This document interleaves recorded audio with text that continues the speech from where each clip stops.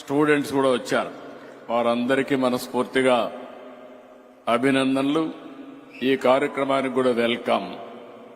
ఎందుకంటే రాబోయే రోజుల్లో మీ మీదనే ఆధారపడుతుంది ఏ అభివృద్ధి అయినా.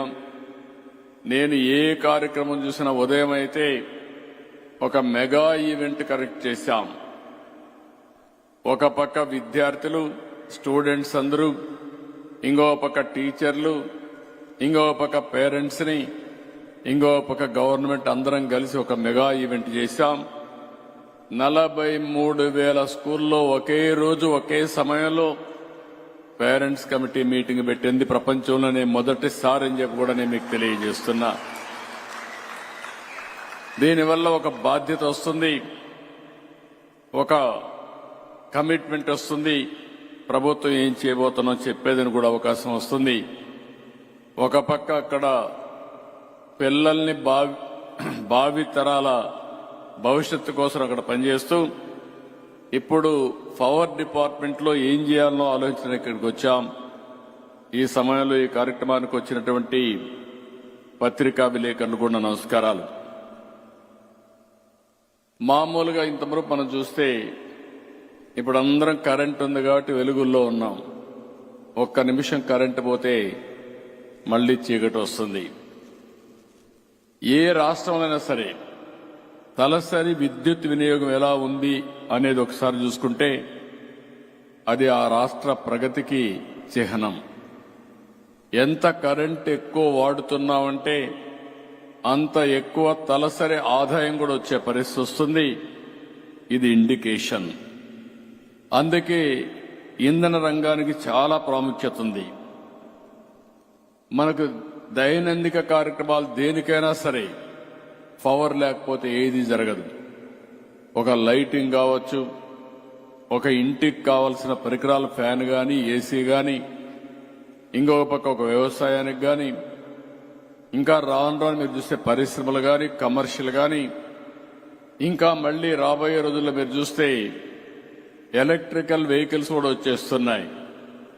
ఇవన్నీ చూసినప్పుడు పవర్ అనేది చాలా డామినెంట్ రోల్ ప్లే చేస్తుంది. ఇవన్నీ చూసిన తర్వాత నాకు ఒకసారి మీరందరూ గుర్తుపెట్టుకోవాలి, దూరదృష్టితో కొన్ని ఆలోచన చేసినప్పుడు కొన్ని ఇబ్బందులు కూడా వస్తూ ఉంటాయి. నేను కూడా ఆ ఇబ్బందిని ఒకసారి ఫేస్ చేశాను. 98లో పవర్ సెక్టర్ రిఫార్మ్స్ తీసుకొచ్చాను. దేశంలో ఎవరో అప్పుడు సాహసం చేయలేదు. ఫస్ట్ టైం నేను పవర్ సెక్టర్ రిఫార్మ్ తీసుకున్నప్పుడు చూస్తే అసెంబ్లీలో చాలా రోజులు పంటలు ఎండిపోతున్నాయని రైతులు ఆందోళన చేసేవాళ్ళు. పరిశ్రమలు నడపలేకపోతున్నామని ఎక్కడికక్కడ పరిశ్రమలు మూసేసేవాళ్లు. ఇంకో పక్క ఇండ్లకు కూడా కరెంటు రాకుండా లో వోల్టేజ్ వస్తుందని బల్బులు గాలిపోతున్నాయని బాధపడేవాళ్లు. అవన్నీ ఆలోచించిన తర్వాత ఒక రిఫార్మ్స్ తీసుకొచ్చాం. ఆ రిఫార్మ్స్ తీసుకొచ్చాం కాబట్టి దేశంలోని మొట్టమొదటిసారి పవర్ సెక్టర్ రిఫార్మ్స్ తీసుకొచ్చిన పార్టీ తెలుగుదేశం పార్టీ అని చెప్పి కూడా నేను మీకు తెలియజేస్తున్నా. దానివల్ల దేశానికి ఒక ఆదర్శమైంది. ఈరోజు పవర్ సెక్టర్లో మీరు చూస్తే 2004కే మన సర్ప్లస్కి వచ్చాం.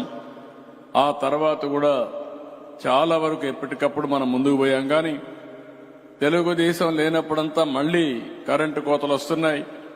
మళ్లీ ఈరోజు ఎన్డీఏ ప్రభుత్వంలో మీరు చూస్తే ఏమాత్రం మనం లేదు. భవిష్యత్తులో నెంబర్ 1 రాష్ట్రంగా తయారు చేసే బాధ్యత మేము తీసుకుంటామని చెప్పి కూడా నేను మీకు తెలియజేస్తున్నా. 2016లో మీరు ఒకసారి చూస్తే వరల్డ్ బ్యాంక్ అయితే ఏపీకి మొదటి ర్యాంకింగ్ ఇచ్చారు, మొదటి స్థానం ఇచ్చారు. ఆ రోజు Andhra Pradesh state energy conservation mission పలు అవార్డులు వచ్చాయి, గుర్తింపులు వచ్చాయి. ఆ రోజే ఉజ్వల పథకాన్ని మొదటిసారిగా మన రాష్ట్రంలో పెట్టి 2,20,00,000 ఎల్ఈడి బల్బులు పంపిణీ చేశాం. ఎనర్జీ ఎఫిషియన్సీ ఫ్యాన్స్ అయితే 3,23,000 ఇచ్చాం. 1,48,000 ట్యూబ్ లైట్లు ఇచ్చాం. 26,59,000 ఎనర్జీ ఎఫిషియన్సీ వీధి లైట్లతో ఎక్కడికక్కడ దీన్ని కూడా సెన్సార్లు పెట్టి అన్ని గ్రామాల్లో వెలుగులు నింపింది ఆరో తెలుగుదేశం ప్రభుత్వం అని చెప్పి కూడా మీకు తెలియజేస్తున్నా. 68,171 నాన్ ఐఎస్ఐ పంప్ సెట్లని ఎనర్జీ ఎఫిషియెంట్ పంప్ సెట్ గా కన్వర్ట్ చేశాం. ఈరోజు మనందరం కూడా గుర్తుపెట్టుకోవాల్సింది ఈఎస్ఎల్ చాలా మంచి కార్యక్రమం చేస్తున్నారు. వారిని మనస్ఫూర్తిగా అభినందిస్తున్నా. గవర్నమెంట్ ఆఫ్ ఇండియా కూడా దీనికి పూర్తిగా సహకరిస్తున్నారు. మనం ఒక యూనిట్ ఆదా చేస్తే 2 యూనిట్లు కరెంటు ఉత్పత్తి చేసినట్టు అవుతుంది. ఈ విషయం మీరందరూ గుర్తుపెట్టుకోవాల్సిన అవసరం ఉంది. మనకు కావాల్సింది కరెంటు కావాలి, మన అవసరాలు తీరాలి.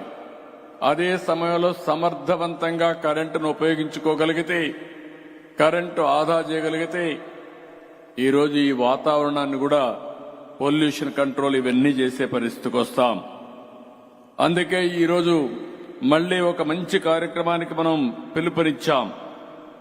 ఈరోజు చూస్తే ఊర్జావీర్ మిమ్మల్ని చూస్తే చాలా సంతోషంగా ఉంది. 1,00,000 మంది కావాలి. 15 రోజుల మునిపే మీకు పిలిపించారు. ఆన్లైన్లో ట్రైనింగ్ ఇచ్చారు. 12,000 మంది రిజిస్ట్రేషన్ చేసుకున్నారు, ట్రైనింగ్ తీసుకున్నారు. కొంతమంది ఆపరేషన్ కూడా స్టార్ట్ చేసేశారు.